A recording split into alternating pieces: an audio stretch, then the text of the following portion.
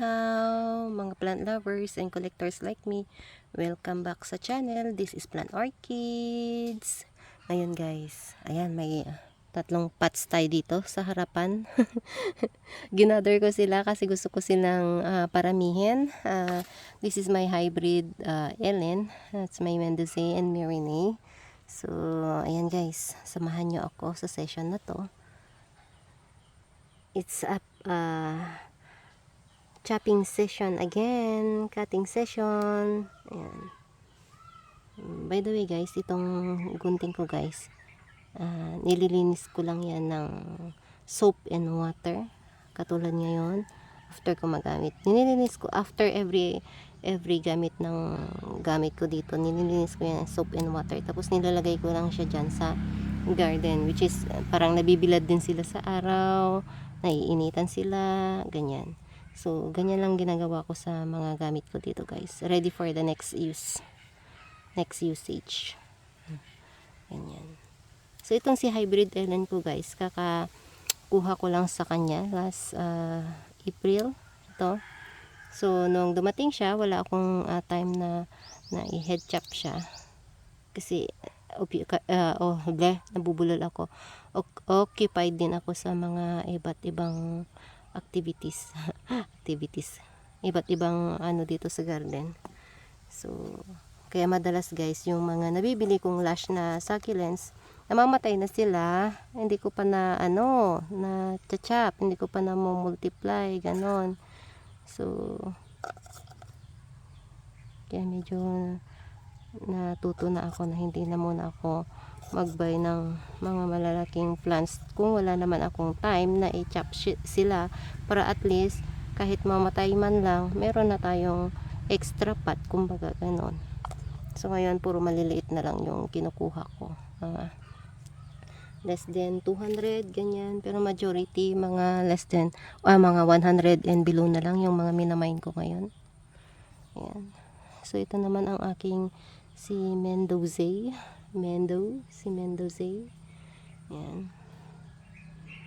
So, ayaw kong guys, mag-cut sa sa side. Kasi gusto ko yung succulents na nagtitrail. Ayan, kaya ayaw kong mag-cut sa mga guys, sides. Dito lang ako sa sa taas, para maglalash mukha dyan sa taas, tapos sa side naka trailing, ganon yung gusto kong ma-achieve sa mga sakis ko. Ito rin si Mendoza, tama, si Mendoza ko guys, tama ba si Mendoza? Si Mendoza ko guys, meron ako dati, ang lash niya super lash. Tapos nung ang fault ko lang nun is hindi ako nakapag-multiply.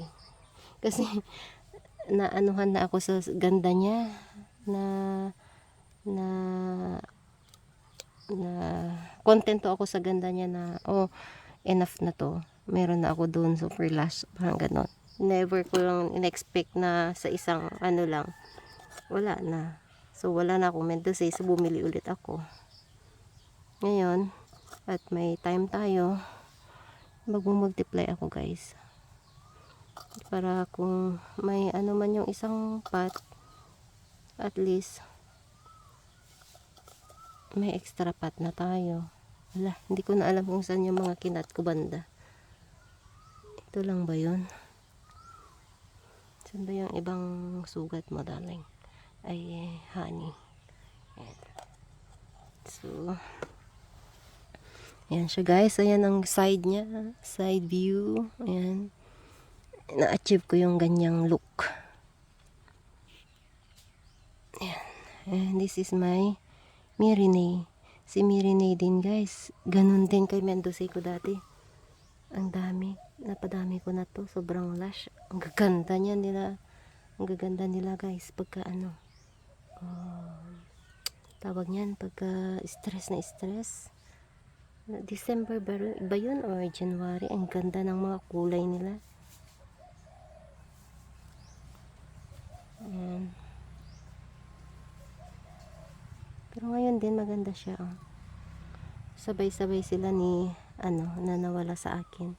Sabay ito, tatlong pots yun.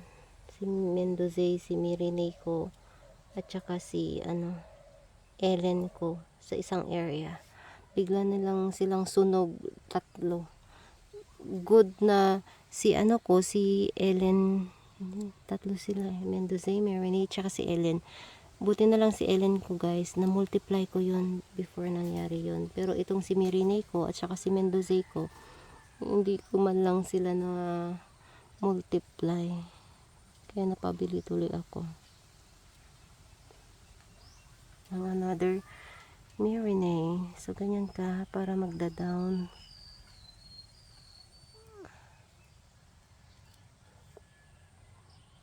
Ayan. Enough na ba? Ano yun natin? At least makakuha man lang tayo ng isang pot. Kahit isang pot lang, ayos na ako. As extra. At least 2 pots na. At least pagka nag-give up yung isa, may extra na tayong isa. Ayan. Pag nasa workplace ako, lagi kong iniisip, magpa-multiply ako. Kaso hindi ko nagagawa pag nandito na ako kasi kulang yung time ko guys sa garden. Kasi hindi lang naman yun ang inaasikaso ko. Ang dami ko pang inaasikasong mga bagay-bagay. So, nawawalan ako ng chance na gawin yung mga pinaplano ko pag nasa trabaho ako. Parang ang dali lang bang magplano, pero sa actual hindi ko nagagawa. Kaya ang nangyayari sa mga plans ko na gusto kong i-multiply, patay na sila, hindi ko pa na-multiply. Ganun yun guys. So, ayan. Marami pa akong gustong i-head chop. Kaso tingnan ko yung time ko kasi baka head chop ako ng head chop. Katulad nung last January, head chop ako ng head chop guys. Hindi ko sila natanim. Hindi natanim ng asawa ko. Ayun, patay sila. Hindi man lang natanim, namatay na. Yun, yung mga ganun ba na anggulo. Mga dito sa garden ko. Kaya, yan guys, mahirap. Siguro sa mga plant lovers na laging nandyan kasama ang garden nila, madali lang. Sa akin hindi, naiiwan ko kasi ang garden ko sa husband ko pag nagtatrabaho ako. Tsaka ko sila naaasikaso ulit pag nagbakasyon lang ako ng few days. Nire-revive ko yung dapat i-revive, yung mga hindi na kayang gawin, wala. So madalas mga sakis ko ganon, namamatay na sila, hindi ko pa sila na